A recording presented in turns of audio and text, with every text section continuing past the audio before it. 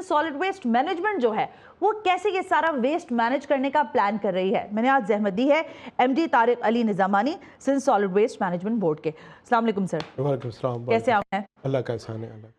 MD साहब, सवालात बहुत सारे हैं क्योंकि ज़ाहिर है आपका काम बहुत बड़ा है, इसलिए सबसे पहले ज़रा आगाज़ तो ये कर लेते हैं, ज़रा अच्छी अच्छी बातों से आगाज़ करते हैं। ये बताइए कि ईद उल अज़हा के मौके पर आपके स्टाफ की छुट्टियां तो मनसूख होती हैं मेरा ख्याल है? जी बिल्कुल मनसूख होती है। आप लोग सिर्फ ऑन कॉल होते हैं, जिस फौरी तौर पर जो भी चीज़ें होती हैं उसी वक्त की जा रही होती हैं? जी मैडम, इस तरह से ओके। इस तरह से मैडम इस तरह से है कि जो कराची की डेली की जो जनरेशन है गार्बेज जनरेशन, वो 12 से 14 हज़ार टन है। तो इन अयाम में वो एक्चुअली डबल हो जाती है। 12 से 14 नॉर्मल रूटीन डेज में, रूटीन डेज में 12 से 14 हज़ार टन पर डे की जनरेशन है कराची की। और इन अयाम में आप ये कह सकते हैं कि आफुल के ऐड हो जाने की वजह से वो डबल हो जाती है। डबल यानी 14 का मतलब 28 30 टन में तो रूटीन में हमारे तकरीबन 2000 से गाड़ियाँ जो ऑपरेशनल रहती हैं और 10,000 से ज़्यादा जो सैनिटेशन स्टाफ डिप्लॉय होता है। ओके। और इस एडिशन की वजह से 17,000 हमें तकरीबन 17,000 सैनिटरी स्टाफ और प्लस जो है 4,000 से ज़्यादा हमें गाड़ियाँ डिप्लॉय करनी पड़ती है। और प्लस एक आफल के हवाले से हमें अलग मैकेनिज़्म बनाना पड़ता है। वो इस तरह से कि हमें जो तकरीबन 98 इस टाइम भी कलेक्शन पॉइंट बनाए गए। और प्लस इसके हवाले से तकरीबन जो 2 हमारी लैंडफिल साइट्स हैं, तो वहाँ पर लैंडफिल साइट्स पे हर लैंडफिल साइट्स पे 3 ट्रेंचेस बनाई जा रही हैं। तकरीबन ऑलमोस्ट कंप्लीट हो चुका है काम। और एक ट्रेंच जो है वो शराफी GTS पे बनाई जा रही है, जो कि मलीड डिस्ट्रिक्ट और इसकी सराउंडिंग्स को कैटर करेगी। तो इस तरह से मैं इस वक्त जब आपका ईद उल अज़हा आ जाती है, कितना एम्प्लॉय आपके पास, आप कितना बता रहे हैं, कितना सेंट्री वर्कर्स हो जाता है? 17,000। 17,000 ऑन ग्राउंड होता है? ऑन ग्राउंड होता है मैडम। अच्छा।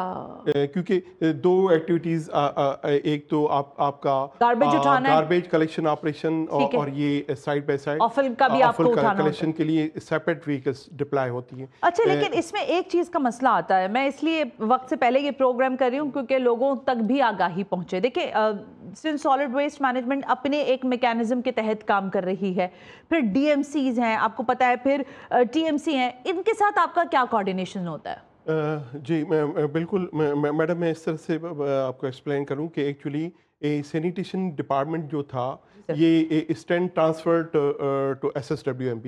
एक्चुअली 2014 का जो एक्ट पास किया गया, उसका मकसद ये था जो conventional system of waste collection and disposal था, उसको ट्रांसफॉर्म करना था एक मॉडर्न वेस्ट मैनेजमेंट सिस्टम में।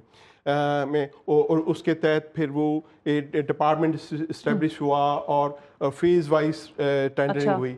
2017 में 2 डिस्ट्रिक्ट टेक ओवर हुई, 2018 में रिमेनिंग 2 डिस्ट्रिक्ट टेक ओवर हुई, और 2021 में जो रिमेनिंग डिस्ट्रिक्ट थे जिसमें कोरंगी आ गया और प्लस सेंट्रल, उनकी इंटरनेशनल टेंडरिंग हुई। और 2022 में हमने कराची के 7 ज़िला हमारे वर्क डोमेन में आ गए। मैं यहाँ पर ये भी एक्सप्लेन करूँ कि कराची का जो 70% इलाका है वो हमारी प्राइमरी कलेक्शन सिस्टम में आता है।